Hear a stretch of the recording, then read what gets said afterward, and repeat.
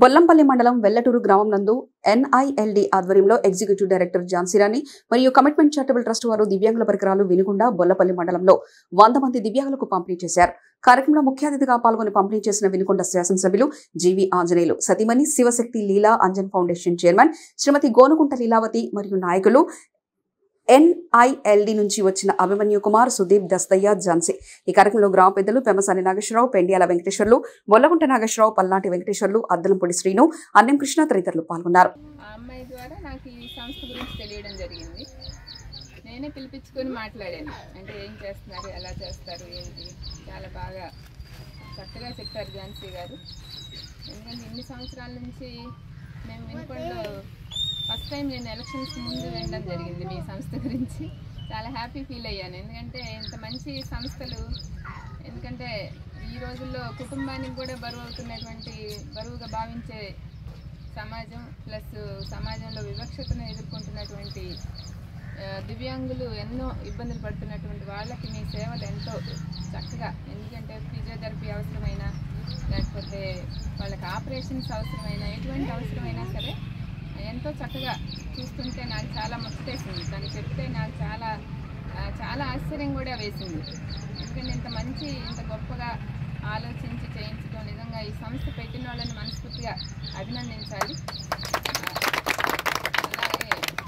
అట్లాగే మేము కూడా శివశక్తి ఫౌండేషన్ తరఫున మీ సేవలను కంపల్సరీగా ఉపయోగించుకుంటాము.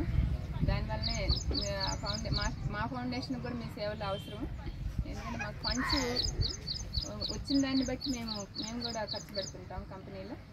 ఆ విధంగా ఇప్పటివరకు మేమైతే ఐ క్యాంప్స్, స్కాలర్షిప్స్ ఇట్లాంటి వాటి మీద స్పెండ్ చేశాము. ఇక ముందు మిమ్మల్ని చూసిన తర్వాత నాకు ఇది కూడా చేయాలనే ఆలోచన వచ్చింది.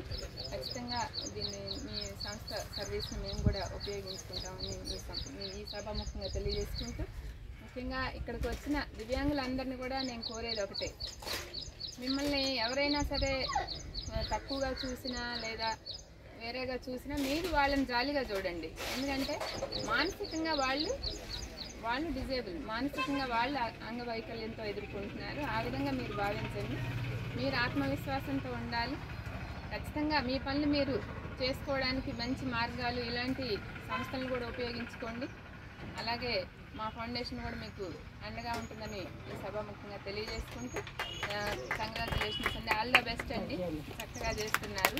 మీ సంస్థ పెద్దలకు కూడా కొన్ని చెట్ల మీద కొన్ని ఐటమ్స్ డిస్ట్రిబ్యూట్ చేస్తాను. సోమ్లన్ ఐటమ్ తర్వాత కవిత అమ్మాయి పెట్టుకుంటుంది. మళ్ళీ చార్జ్ చేసి చూడమ్మా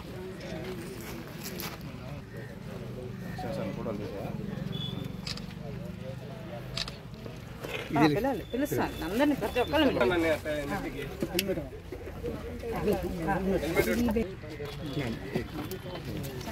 దూరంకి అన్ని కవర్ అయితే చూసుకున్నా.